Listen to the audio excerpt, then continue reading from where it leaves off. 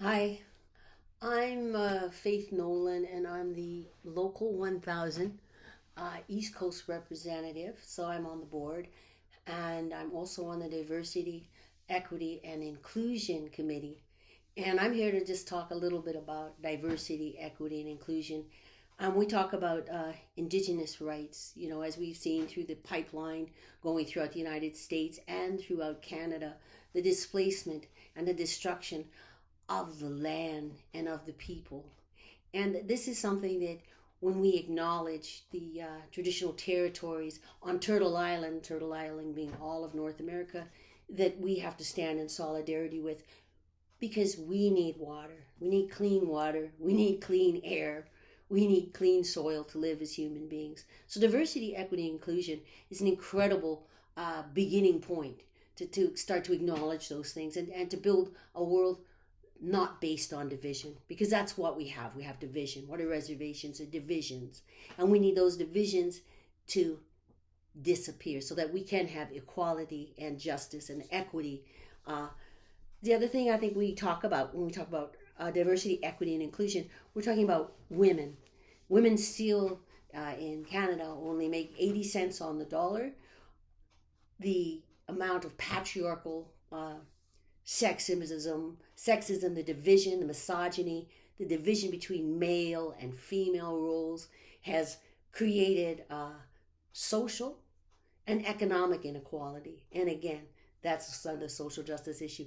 And these things divide us. So this is always going back to dividing us.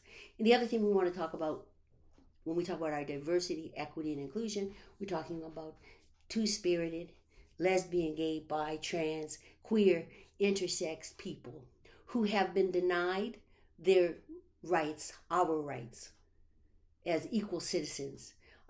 We can see the backlash against trans people all over North America. And that backlash against trans people is not just white trans people, but it's all trans people, people of color, indigenous, two-spirited people.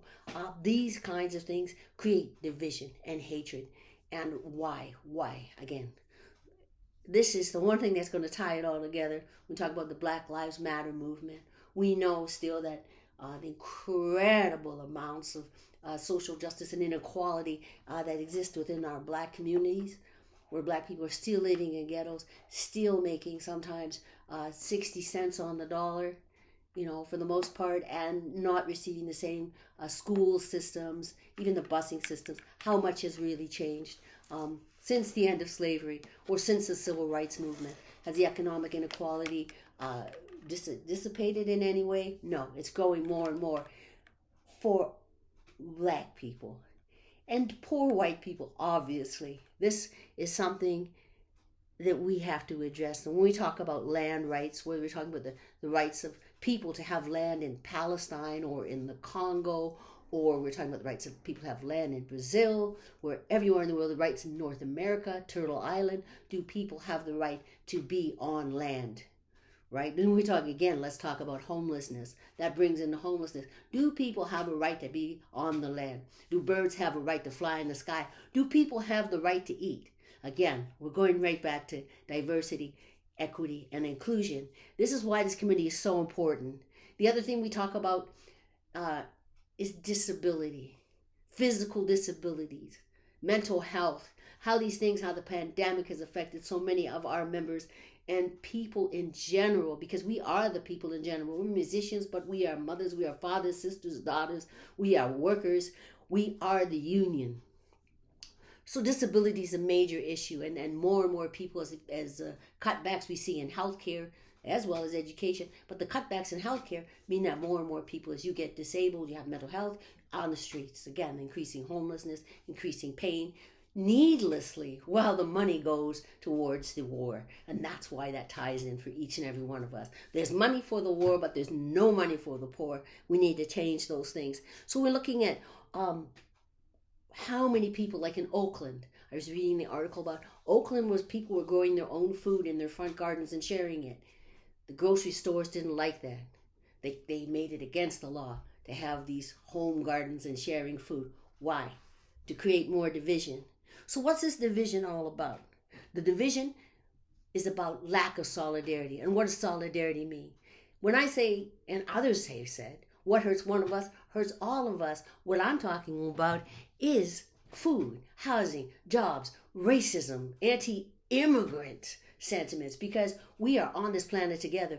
Whether the bomb drops in Chernobyl and creates a hole in the ozone layer, which it has over Ontario, that affects all of us. The water affects all of us. The air affects all of us. All of these things are tied towards making money, as we see the mining, the destruction of land. And what's that about? All these things tie together. One word: capitalism. So when I see diversity, equity, and inclusion, I'm thinking about who's making money off it. Who's making money off the pipeline? Who's making money off the disenfranchisement of women and lesbian gays? Who is making the money? Show me where the money goes. Who's got the most money? Let's check that out. And creating a world where wealth, the accumulation of wealth, is something that is seen as a prize. It's not a prize to accumulate more than your fair share. It's not a prize. No.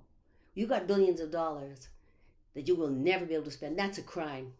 That's a crime when so many people, what that money buys is the resources to the land, to the food, to the homes, to the shelter, for children, for women, for men, for disabled people, for black people, for indigenous people, for Jewish people, for East Asian, South Asian, Latinx, Mexico.